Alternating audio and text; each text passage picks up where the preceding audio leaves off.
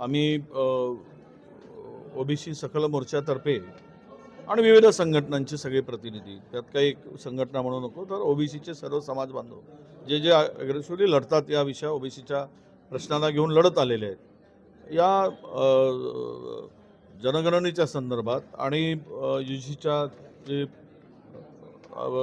जे आता UGCच्या संदर्भात गाईडलाईन्स आल्या किंवा बिल आलं त्या संदर्भात ही फार चर्चा विदर्भातील सगळ्या ओबीसी नेत्यांच्या बरोबर झाली.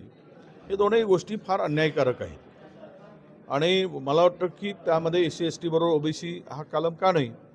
ओबीसी जर जनगणना होत नसेल उद्या ओबीसीच्या आरक्षणाचं काय. तुमच्या स्थानिक स्वराज्य संस्थांमधल्या ओबीसीमध्ये येणारे जे आत्ता अडथळे आहेत, जे जिल्हा परिषदा, पंचायत समिती, महानगर किंवा इतर ठिकाणी निवडणुका थांबलेल्या आहेत, मग याचं काय. आणि त्याबरोबरच ओबीसीच्या आरक्षणाचं तर विषय संपुष्टातच आहे. म्हणून हे सर्व अन्यायकारक दोन विषयाला घेऊन खूप चर्चा झाली आणि ही सरकारच्याकडे हा आवाज पोहोचवण्याचं ठरवलं सरकारच्या दरवाजापर्यंत. त्यामुळे 17 तारखेला आम्ही आमच्या संविधान चौकामध्ये धरणे आंदोलन करून सुरुवात करायची आहे. आणि या जनगणनेमध्ये जोपर्यंत हे ओबीसीचा समावेश होत नाही तोपर्यंत मोठा एक आंदोलन या राज्यामध्ये सगळ्या नेत्यांनी, कार्यकर्त्यांनी ठरवलं की हे आंदोलन उभं झालं पाहिजे. आणि त्याची सुरुवात आम्ही जिल्हा स्तरावर मोर्चे आपल्या बैठका घेऊन त्याची सुरुवात करू. जिल्हा स्तरावर मोर्चे काढू आणि विभागीय स्तरावर मोर्चे काढू आणि सरकारच्या लक्षात हे आणून देऊ की तुम्ही ओबीसीवर अन्याय करतात, तो अन्याय दूर झाला पाहिजे. आणि त्या पलीकडे जाऊन आम्ही एक ओबीसी युवा संमेलन पण आम्ही घेतो आहोत. तो साधारणतः मार्चच्या फर्स्ट वीकमध्ये होईल. आणि ओबीसीच्या जे अधिकार आहेत, जसं UGCच्या माध्यमातून जे अधिकार त्यांचा हक्क डावलण्याचा प्रयत्न झाला आहे, जे त्यामध्ये प्रावधान केले गेलेलं आहे, हे फार अन्यायकारक आहे. आणि त्याबरोबर त्यांचे अधिकार, हक्क, जसं महाज्योती महाराष्ट्रातील कार्यरत आहे पण अजून पैसे मिळाले नाही, संख्या मोठी आहे परंतु त्यामध्ये कुठलीही योजना आता पूर्ण क्षमतेनं सुरू नाही. खूप मोठे विषय असे आहेत. पण आम्हाला मुख्यत्वे दोन विषयावर आत्ता हे सरकारच्या लक्षात आणून देण्यासाठी भूमिका आम्ही स्वीकारलेली आहे. आणि त्याची सुरुवात 17 फरवरीला संविधान चौकातमधील आंदोलनाने करायचं ठरलं आहे. काही संघटनांचे दिल्लीत सुद्धा आंदोलन होते आहे. आपला जर 17 तारखेचं आंदोलन असणार आहे त्याचं स्वरूप कसं असणार आहे, किती लोक येतील, काय त्याचं स्वरूप? नाही, बघा, आम्ही सर्वांना आवाहन करतो आहोत आणि त्याच्या पलीकडे पुन्हा एक सांगतो आपल्याला की आम्ही या जनगणनेमध्ये ओबीसीनी सहभागच घेऊ नये म्हणून प्रत्येकाने आपल्या दरवाजापुढे एक पाटी लावली पाहिजे की हा जनगणनेमध्ये ओबीसीचा कालम किंवा ओबीसीचा समावेश करा त्यामध्ये, तर आम्ही सहभाग घेऊ, अन्यथा घेणार नाही. आम्ही ते करतो आहोत आणि प्रत्येक ओबीसी माणसाने ते लावावं असं आवाहन मी करतो आहे. तुम्ही सहभागीच घेऊन उपयोग नाही. जर ओबीसी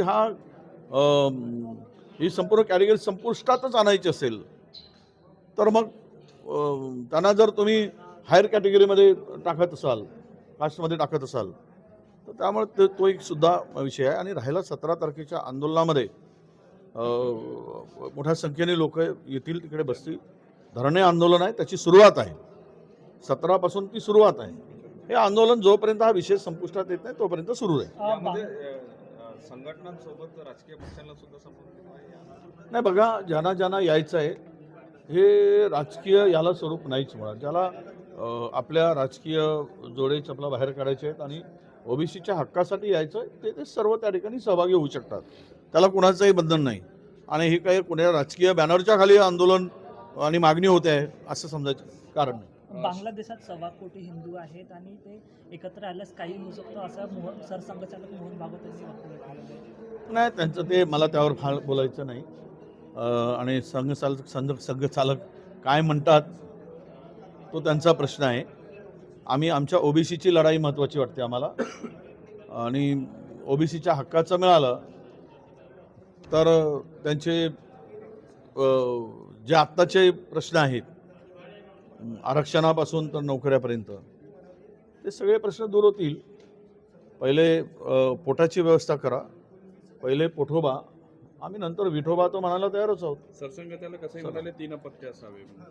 सरसंघचालक कसंही म्हणाले 3 अपत्य असावे. आता जनगणनेचाच विषय सुरू आहे. नाही, ते 3 म्हणू देत, 5 म्हणू देत, त्यांना शुभेच्छा आहेत. जे जे म्हणतात त्यांनी सुरुवात करावी अशी आमची मागणी आहे. शासकीय रुग्णालयात आता मोफत उपचार बंद झाले. विजय भाऊ, शासकीय रुग्णालयात मोफत उपचार बंद झालेले आहे. आता 5 रुपयापासून 40,000पर्यंत शस्त्रक्रियेसाठी आता ते सगळे पैसे मोजावे लागले. भीक मागा म्हणा. राज्यातील सरकारांना भीक मागायची पाळी आली आहे. मोदी साहेबांचे केंद्रातील सरकार आणि फडणवीसांच्या सरकारला रस्त्यावर यांची कटोरा घेऊन उभं राहिलं पाहिजेत आणि त्या कटोऱ्यामध्ये लोकांना सांगितलं पाहिजे की आमच्याकडे आता रुग्णांची सेवा करण्यासाठी पैसे नाही, तर देवाच्या नावाने, ईश्वराच्या नावाने आमच्याकडे काही दान टाका, म्हणजे आम्हाला सरकार चालवता येईल आणि गरिबाची सेवा करता येईल, अशा प्रकारची भूमिका स्वीकारावी. भाऊ, मंगळसूत्र घालून गेलो म्हणून एका मुलीला परीक्षेपासून वंचित राहावं लागलंय. सीईटीची कुठे? मला नाही माहिती, मी वाचलं नाही अजून. सीईटीच्या एक्झाममध्ये कोणतं म्हणजे मंगळसूत्र घालून गेल्यामुळे म्हणजे त्याला परीक्षेलाच बसू दिलं नाही? हां, महिलांनी संताप व्यक्त केलाय सगळ्यांना. म्हणून लग्न झालेल्या विवाहित मुलींनी पुढचा अभ्यास करू नये किंवा परीक्षा देऊ नये, म्हणजे हे तर कोणाचं हे दिव्य विचार आहे त्यांचे? म्हणजे UGCच्या परीक्षेमध्ये सांगताय तुम्ही? सीईटीच्या परीक्षेमध्ये आम्ही त्याला मागणी करू. मी सगळी माहिती घेतो आणि जो असेल ना हे याला त्या पोरीला परीक्षेपासून वंचित ठेवला असेल त्या अधिकाऱ्याला जोड्याने मारलं पाहिजे असं मी सांगतो. आणि जोड्याने जो मारून येईल त्याला 25,000चं वगैरे बक्षीस ठेवा. तेलंगणात